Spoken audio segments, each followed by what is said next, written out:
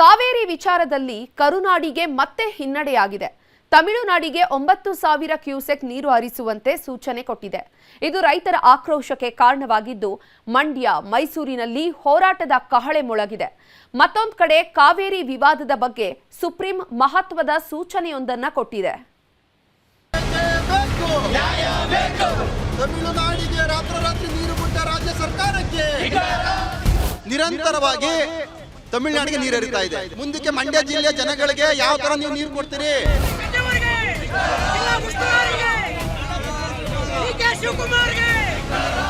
ಕಬಿನಿ ಜಲಾಶಯ ಕಟ್ಟಿರೋದೇ ತಮಿಳುನಾಡು ನೀರು ಬಿಡಕ್ಕೆ ಅನ್ಸುತ್ತೆ. ಆದ್ರೆ ರೈತರ ವಿರೋಧ ಕಟ್ಕೊಂಡು ಯಾವ ಸರ್ಕಾರವೂ ಎಲ್ಲ ಬಗ್ಗಿಸ್ತೀವಿ. ಕರುನಾಡಿಗೆ ತಪ್ಪದ ಕಾವೇರಿ ಶಾಕ್. 9,000 ಕ್ಯೂಸೆಕ್ ಹರಿಸಲು ಸೂಚನೆ. ಕಾವೇರಿ ಅಂದ್ರೆ ಕರ್ನಾಟಕದ ಅನ್ನದಾತರ ಜೀವನಾಡಿ.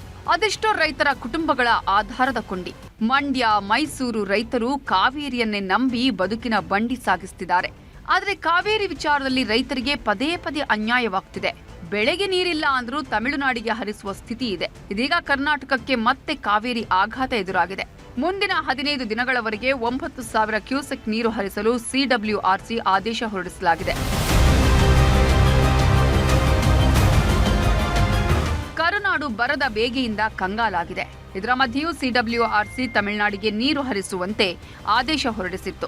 ಪ್ರತಿನಿತ್ಯ 12,000 ಕ್ಯೂಸೆಕ್ ನೀರು ಹರಿಸುವಂತೆ ಸೂಚಿಸಿತ್ತು. ಇದು ಕರ್ನಾಟಕದ ರೈತರನ್ನ ಕಂಗಾಲಾಗಿಸಿತ್ತು.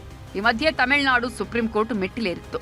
ಕರ್ನಾಟಕದಿಂದ ನಮ್ಮ ಪಾಲಿನ ಕಾವೇರಿ ನೀರು ಸಿಗ್ತಿಲ್ಲ, ಪ್ರಮಾಣಕ್ಕೆ ಅನುಗುಣವಾಗಿ ನೀರು ಬಿಡುಗಡೆ ಮಾಡುತ್ತಿಲ್ಲ ಅಂತ ವಾದ ಮಂಡಿಸಿತ್ತು.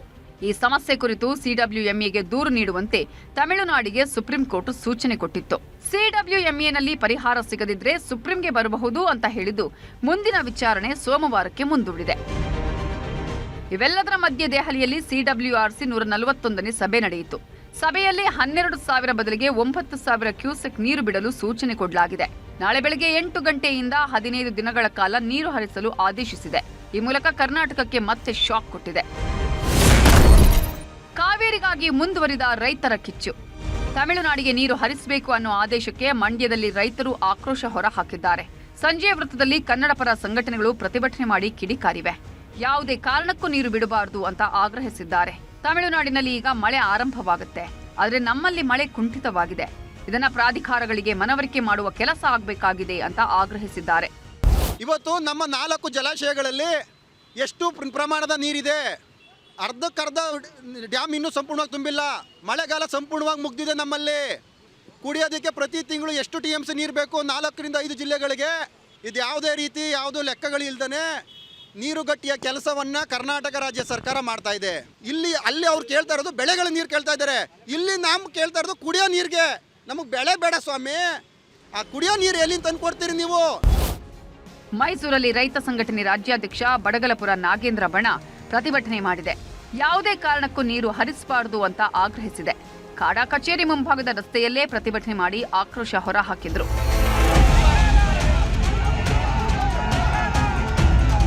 ಅಲ್ಲಿ ನೀರಿಲ್ಲ. ಇಲ್ಲಿಗೆ ಇವತ್ತು ಕಬಿನಿ ಜಲಾಶಯದಲ್ಲಿ ನೀರು ತುಂಬಿದರೆ ನಾವು ಹೇಳಿ ಸರ್ಕಾರಕ್ಕೆ ಪತ್ರ ಬರೆದಿದ್ದು, ಮೊದಲು ಕುಡಿಯೋ ನೀರಿಗೆ ಕೆರೆ ಕಟ್ಟೆಗಳಿಗೆ ತುಂಬಿಸಿ, ಎರಡನೇದು ಅಚ್ಚುಕಟ್ಟು ಕೊಡಿ ಅಂತ. ಕಬಿನಿ ಜಲಾಶಯದ ಒಳ ಹರಿವು ತೃಪ್ತಿಕರ ಆಗಿದೆ. ತಮಿಳುನಾಡಿಗೆ ನೀರು ಬಿಡಬೇಕಾದ ಕಷ್ಟವನ್ನು ಸುಪ್ರೀಂ ಕೋರ್ಟ್ ಅಂತ ಹೇಳಿ ಇವಾಗ ನಮಗೆ ಅಚ್ಚುಕಟ್ಟು ನೀರು ಹರಿಸಬೇಕು ಅನ್ನೋದು ನಮ್ಮ ಒತ್ತಾಯ. ಯಾಕಂದರೆ ಬರ ಇದೆ, ಜನ ಗುಳೆ ಹೋಗ್ತಾರೆ, ಭಾಳಷ್ಟು ಕಷ್ಟದಲ್ಲಿದ್ದಾರೆ. ನೀರು ಕೊಡ್ಬೋದು, ಕಟ್ಟು ನೀರು ಕೊಡ್ಬೋದು. ಅಲ್ಲ, ಇದು ಪ್ರಯತ್ನ ಮಾಡ್ತಾ ಇದ್ದೀವಿ.